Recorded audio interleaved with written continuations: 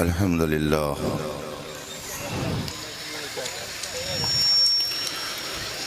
अल्हम्दुलिल्लाहिल्लज़ी अब्दअल अफ़लाक वल अर्ज़ीन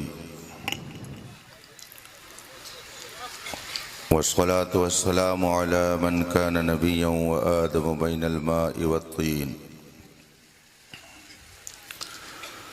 व अला आलिहि त्तय्यबीन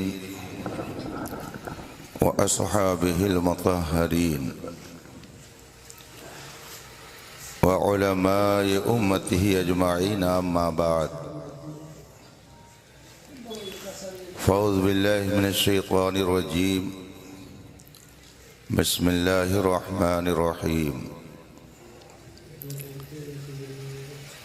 वमन युतिइल्लाह व रसूलहु फ़क़द फ़ाज़ फ़ौज़न अज़ीमा सदक़ल्लाहुल अज़ीम व सदक़ रसूलुहुन नबियुल अमीनुल करीम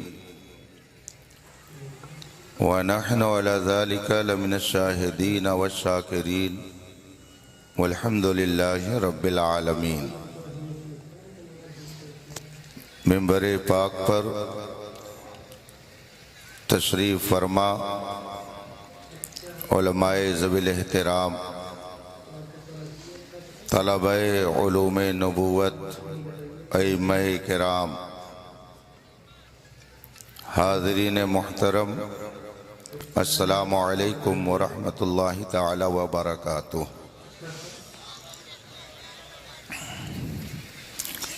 हज़रात, ये हमारी और आपकी खुशनसीबी है कि इस वक्त गौसिया कॉन्फ्रेंस में शरीक हैं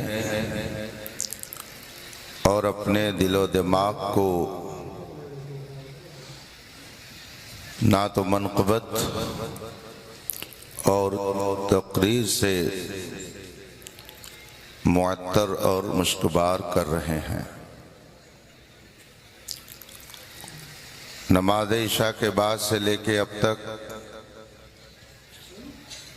आप हजरात ने अपना कीमती वक्त दिया,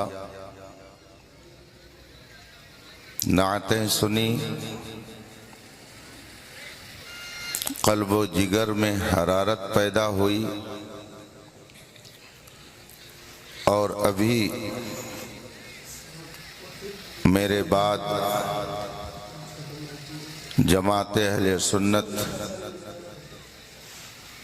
के मशहूर व मारूफ खतीब करम फरमा इज़्ज़त माब सैयद शबाहत हुसैन दामत ज़िल्लुल आली का खिताब आपको समाअत करना है। नाज़िम इजलास ने आपको खुशखबरी सुना दी है कि खानकाहे बिलगिराम शरीफ के साहिब सज्जादा का वरूद मसऊद हो चुका है और हजरत कुछ देर में आपके दरमियान जलवागर होंगे। रब ताला बुजुर्गों के फ़ुइज़ व बरक़ात से हम सबको माला माल फरमाए। थोड़ी देर के लिए मैं भी आपके दरमियान हूँ।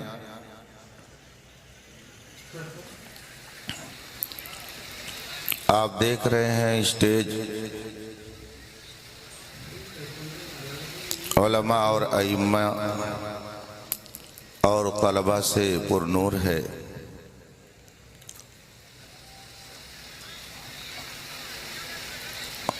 और पिंडाल सामईन से भरा हुआ है। माहौल संजीदा है और आप पुरसुकून होकर ना तो मनक़बत और तक़रीर से अपने आप को महजूज कर रहे हैं। यही संजीदा माहौल आप बनाकर यूं ही तशरीफ रखें। इसीलिए मैं अर्ज करता हूं कि जब आपको किसी ने रोका नहीं तो आप इल्म क्यों नहीं हासिल करते? नमाज पढ़ने से आपको किसने रोका है कि आप नमाज नहीं पढ़ते हैं? आपको दीनी तालीम हासिल करने से किसने रोका है कि आप नहीं हासिल करते हैं? अभी वक्त है, अभी वक्त है। इसलिए उस बुरे वक्त के आने से पहले अपनी इस्लाह कीजिए। वक्त आएगा ऐसा भयानक कि ईमान और दीन पर चलना इतना मुश्किल होगा कि हाथ में अंगारा लेना आसान, मगर दीन पर चलना उससे भी ज्यादा मुश्किल होगा। अभी वक्त आएगा, उसके बाद कयामत आएगी। सूरज पूरब की बजाय पश्चिम से निकलेगा, उसके बाद कयामत आएगी। याजूज माजूज निकलेंगे, उसके बाद कयामत आएगी। दाबतुल अर्द निकलेंगे, उसके बाद कयामत आएगी। अभी तो बहुत कुछ बाकी है। कयामत इतनी आसानी से, इतनी जल्दी है ना। अब इसी में एक जुमला और जोड़ दीजिए। अकीदे का मसला है, अकीदे की बातें जाना कीजिए, वरना पता चला कि आप कुफ्र की दलदल में चले गए, रहीमुल्लाह करीमुल्लाह बने रहिए, उससे कोई फर्क नहीं पड़ता है। इसलिए ईमान की हिफाजत कीजिए और ईमान जो अजीम सरमाया है उसको महफूज रखने के लिए हजारों जतन करते रहिए।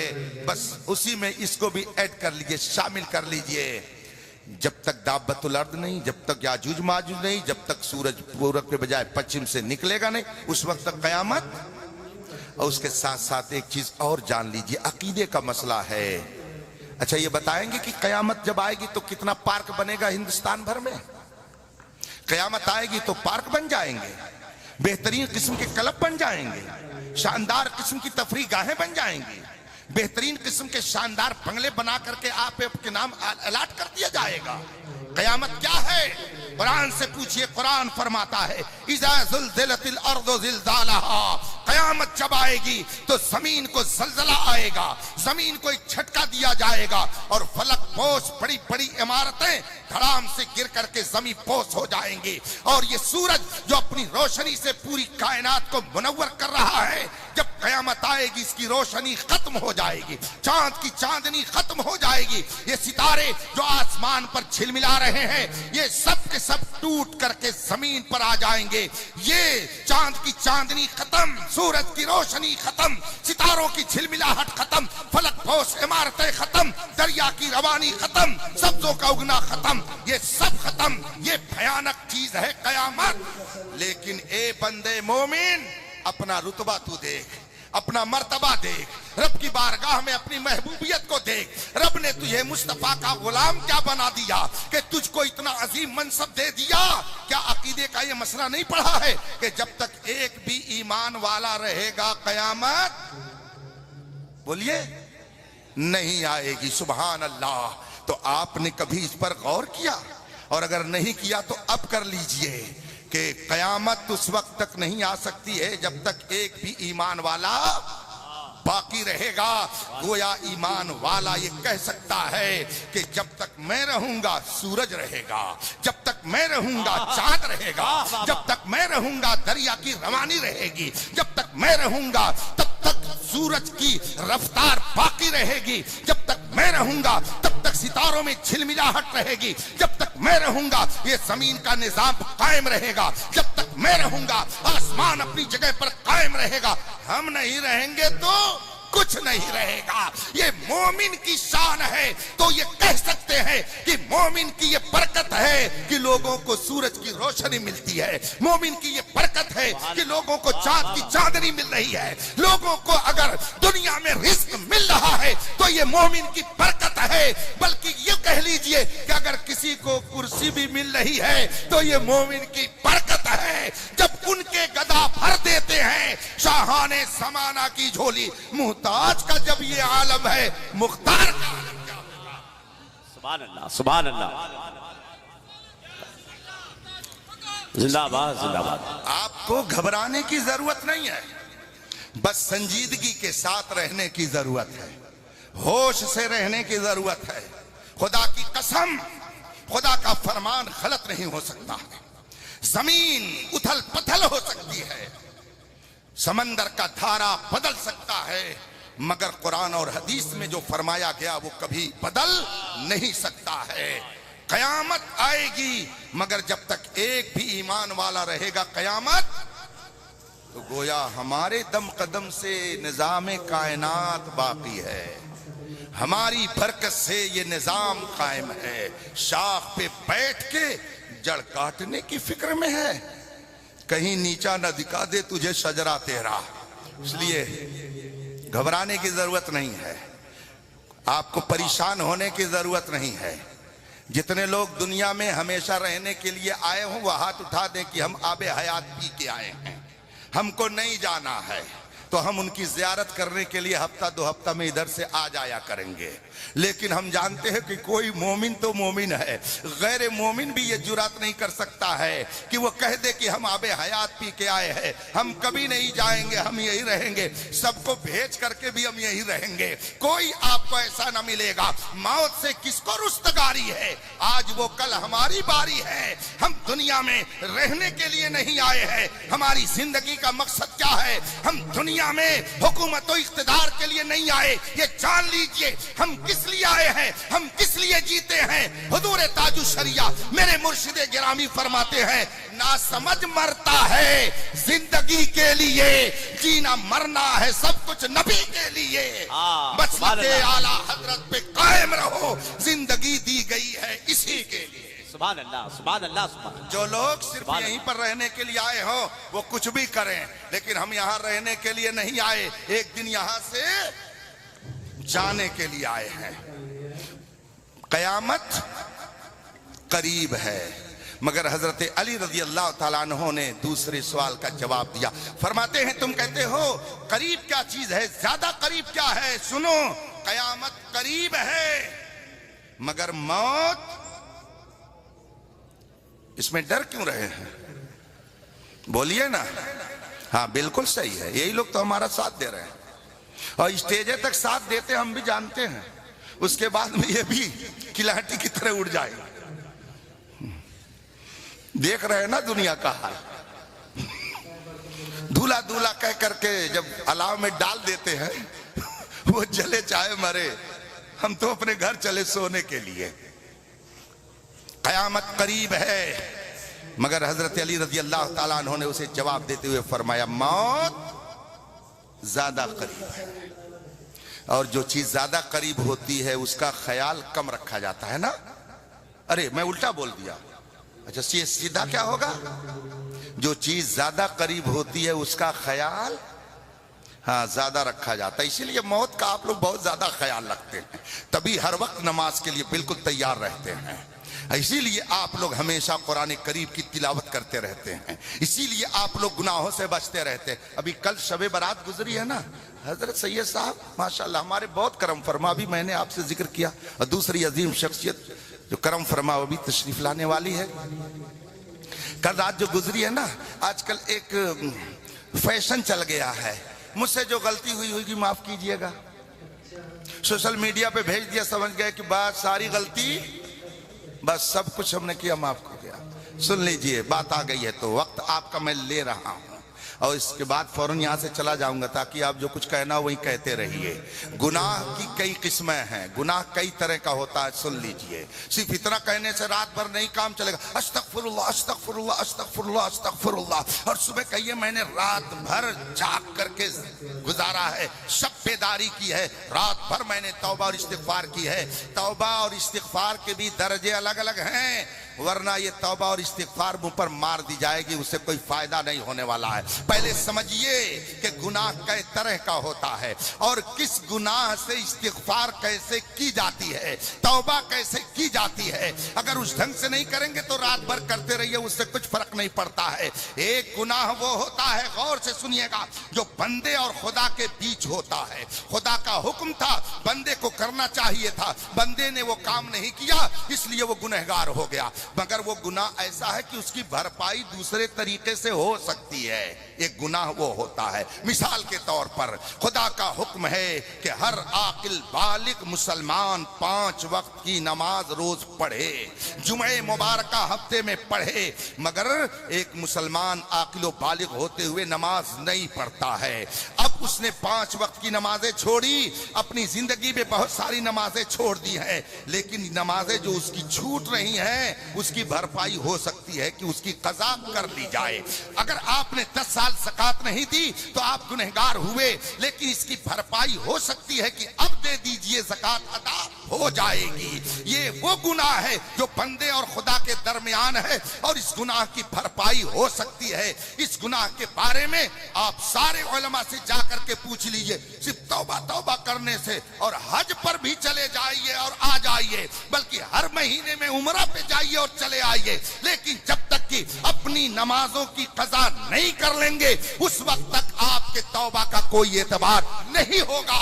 आप लाख इस्तिग़फ़ार करें, मगर ये वो गुनाह है कि जब तक आप नमाजों की कज़ा पूरी नहीं कर लेंगे आपके तौबा और इस्तिग़फ़ार का एतबार नहीं किया जा सकता। सिर्फ तौबा तौबा करने से काम नहीं चलता है, ये वो गुनाह है। और दूसरा गुनाह वो है कि जो बंदे और खुदा के दरमियान है, खुदा की नाफरमानी की है मगर उसकी भरपाई नहीं हो सकती है, उसकी भरपाई नहीं हो सकती। अब उसमें क्या किया जाएगा? मिसाल के तौर पर खुदा का हुक्म था कि सूद मत खाना, खुदा का हुक्म था कि आंखों को गलत जगहों पे न लगाना, खुदा का हुक्म था कि अपने हाथ और पैर से किसी गलत जगह पर मत जाना, लेकिन आदमी ने चोरी कर ली, माअज़ल्लाह ज़िना कर लिया, आंखों का ज़िना कर लिया। जाहिर सी बात है कि ये खुदा की नाफरमानी कर बैठा और इसका बदल क्या है, इसकी भरपाई क्या है? तो इसकी भरपाई का सिर्फ एक ही तरीका है कि आदमी सच्चे दिल से खुदा की बारगाह में तौबा करे, गिरिया और जारी करे, नदामत के आंसू गिराए, खूब तौबा करे। अब इस तरीके से खुदा अगर चाहेगा तो उसकी तौबा को कबूल कर लेगा और फिर उसको गुनाहों से माफ कर देगा। ये 2 तरह के हुए। और अब सुनिए तीसरा वो गुनाह जो बंदे और बंदे के दरमियान था, खुदा की नाफरमानी की, मगर ऐसी नाफरमानी जिसका ताल्लुक 2 बंदों से था। मिसाल के तौर पर मौलाना इदरीस साहब के हाथ में मोबाइल था। अब हुक्म यह है कि किसी के माल को चुराया न जाए, किसी के माल को गसब न किया जाए, लेकिन आदमी ने इनके माल को चुरा लिया, गसब कर लिया, जबरदस्ती उस पे कब्जा कर लिया, तो ये गुनाह किया। लेकिन अब अगर मुआफी खुदा से मांगता है, खुदा कहेगा जिस बंदे का गुनाह तुमने किया है पहले उसके दर पे जा, पहले उससे जाकर के कहा, पहले उससे माफी मांग। और यहाँ ये नहीं कि भाई मैंने आपका मोबाइल चुरा लिया था माफी चाहता हूँ, इससे काम नहीं चलेगा। वो जो मोबाइल चुराया है ले जाकर के उसको दे दे, जो पैसा उसका खाया है उसे वापस कर दे, जो जमीन उसकी कब्जे में किया है उसे वापस कर दे, जो उसका पैसा लिया है उसे वापस कर दे, जो उसका कपड़ा छीना है उसे वापस कर दे, और फिर कहा भाई मुझसे गलती हो गई माफी चाहता हूं। अब अगर उस बंदे ने माफ कर दिया फिर उसको लाजिम है कि खुदा की बारगाह में कहे मौला मैंने तेरी नाफरमानी की थी, गलती मुझसे हुई, मौला तू माफ कर दे। अब बंदे ने माफ किया, खुदा भी माफ कर देगा। ये वो गुनाह है कि जब तक बंदे को उसका माल वापस ना कर दिया जाए, उससे माफी ना मांग ली जाए, रात भर कहते रहिए अस्तगफिरुल्लाह अस्तगफिरुल्लाह, कुछ नहीं होने वाला। कहां पे आप पड़े हुए हैं, किस दुनिया में आप रहते हैं? या अय्युहल इंसान मा गर्रक बिरब्बिकल करीम, ऐ इंसान जिस करम वाले रब ने तेरी परवरिश की है, सांस सांस में तुझे नई जिंदगी दे रहा है, तो उसका दर छोड़ करके कहां बोला हुआ है? ये वो गुनाह है कि जब तक माल नहीं वापस करेगा तौबा नहीं होगी। और चौथे किस्म का गुनाह और कि वो भी बंदे के दरमियान ही है, 2 बंदों के बीच में है, मगर उसकी भरपाई की कोई सूरत नहीं है। मसलन आप अपने घर में महफिल जमाए हुए थे और आपने एक मुसलमान की आबरू रेजी अपने भाइयों के सामने खूब किया, उसका जो ऐब छुपा हुआ था उसको भी आपने खूब बयान किया। हमारी कौम में ये कोरोना, इसको कोरोना ही कहा जाएगा, इसलिए कि ये छू करके लगता है, ये कोरोना बड़ी तेजी से लोगों में फैल रहा है। जहां चार लोग बैठे और अगर मोहल्ले का कोई आदमी तरक्की कर रहा है, चाहे दुनियावी एतबार से चाहे दीनी एतबार से, तो ये नहीं सोचेंगे कि उसकी खूबियों को उजागर किया जाए ताकि लोगों के दिल में उसकी अजमत बैठे और वो लोगों के अंदर हमदर्दी का इजहार करे। इस तरह से मुआशरे में बेहतरी का माहौल पैदा हो जाए। ये नहीं अरे वो बहुत काबिल है क्या, अरे मैंने उससे तो एक मसला पूछा वो बता ही नहीं पाया, अरे वो ऐसा, आप ना कह रहे हो बहुत काबिल है लेकिन वो कुछ भी नहीं जानता है, बस चंद लोगों ने उसका एडवर्टाइज कर दिया है। ये कुरेद कुरेद करके एक एक ऐब को जब तक चौराहे पर बयान नहीं कर देगा तब तक इसकी हसद की आतिश सर्द नहीं होने वाली है।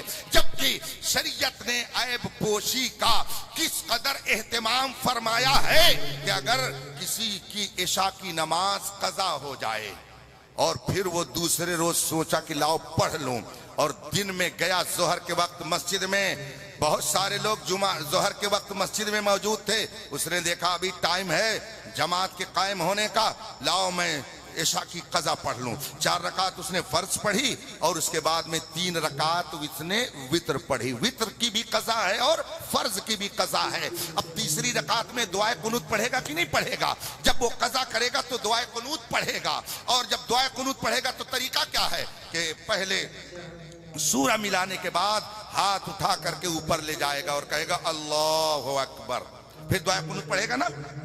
मसला तो यही है ना, दुआ कुनूत पढ़ेगा और ऐसे पढ़ेगा। वक्त होता तो मैं कई एक आपको वाकया सुना देता तो आप और भी ज्यादा महजूज होते कि ये क्या दुनिया में हो रहा है। अब आप सुनिए, तीसरी रकात के लिए आप हाथ उठाते हैं अल्लाह अकबर कहते हुए और फिर लाके नाफ के नीचे बांध लेते हैं, यही तो होता है कुनूत में। अब उसके बाद आप दुआ कुनूत पढ़ते हैं, मगर वाह रे इस्लाम, सुभान अल्लाह, वाह रे हमारी शरीयत, ऐबों को छुपाने के लिए कितना बेहतरीन दर्श दिया जा रहा। फरमाया जा रहा है कि अगर चंद लोगों के बीच में तुम वित्र की नमाज कज़ा दिन में पढ़ोगे और जब हाथ उठाओगे अल्लाहु अकबर कहते हुए, तो तुम्हारे अगल बगल के लोग जान जाएंगे कि इसकी इशा की नमाज कज़ा हो गई है। ए मुसलमान जरा सुन, शरीयत क्या हुक्म देती है। फरमाया गया है कि अगर चंद लोगों के बीच में तू इशा की नमाज पढ़ रहा है और वित्र की कज़ा कर रहा है तो हाथ मत उठा, अल्लाहु अकबर कह ले, ऐसे ही हाथ बांधे बांधे और वित्र के बाद वित्र की नमाज में तीसरी रकात के अंदर अल्लाहु अकबर कह, मगर हाथ ऊपर मत ले जा, बांधे रह और दुआए कुनूत पढ़ ले। इसलिए कि अगर हाथ उठाएगा तो अगल बगल के लोग तेरे एक ऐब को जान जाएंगे कि तूने इशा की नमाज कज़ा की है। ए मुसलमान, जो इस्लाम तुम्हें इस कदर पर्दापोशी का हुक्म दे रहा है, कैसे तुम्हें ये खबारा होता है कि एक आलिम रब्बानी के बेकसूर आलिम रब्बानी के ऊपर तोहमतें लगा करके उसको जलील करो। एक बंदे मोमिन की आबरूरेजी की शरीयत आपको भला कैसे इजाजत दे सकती है? मगर हमारा हाल क्या है? हमारे मुआशरे में जो ये कीड़े मकोड़े, ये कोरोना, बल्कि ये कह लीजिए कि ये कैंसर जितनी तेजी से फैल रहा है उतनी ही तेजी से इनकी कुटाई भी हो रही है। अल्लाह लोगों की इस्लाह फरमाए। तो बंदे और बंदे के दरमियान का गुनाह, किसी बंदे मोमिन की बिला वजह आपने आबरूरेज़ी की है, आपने उसकी गीबत की है, उसके ऊपर तोहमतें लगाई हैं, और खुदा की बारगाह में तौबा करिए, अल्लाह तौबा, अस्तगफिरुल्लाह अस्तगफिरुल्लाह, मुंह पे मारा जाएगा, मुंह पे मारा जाएगा। जा, जिसकी तूने तौहीन की है, जिसकी तूने गीबत की है, जिसके बारे में तूने गलत बातें बयान की हैं, जिसके ऊपर तूने तोहमत लगाई है, पहले उसकी बारगाह में जा और उससे माफी मांग। भरपाई यहां नहीं हो सकती कि मोबाइल था वापस कर दिया, जो जबान से निकला वो निकल गया, लेकिन जा, अब उसके पास जा जिसकी शान में तूने ये सब हरकतें की है, उसके पास जा, उससे माफी मांग, उसके बारगाह में जाकर के तौबा कर, और वो अगर माफ कर दे तो अल्लाह से कहा, मौला मैंने तेरी भी नाफरमानी की कि तूने कुरान में ये फरमाया, मैंने उसके खिलाफ किया, अल्लाह तौबा करता हूं। अब अगर अल्लाह चाहे तो उसकी तौबा कबूल हो जाएगी। आया 1-2 सतर का मैसेज लिख दिया, मुझसे जो गलती हुई हो माफ करिएगा, और समझते हैं कि शबे बारात में रात भर हमने तौबा और इस्तिगफार कर लिया, सारे गुनाहों से पाक हो गए। मेरे भाइयों, मौत ज्यादा करीब है।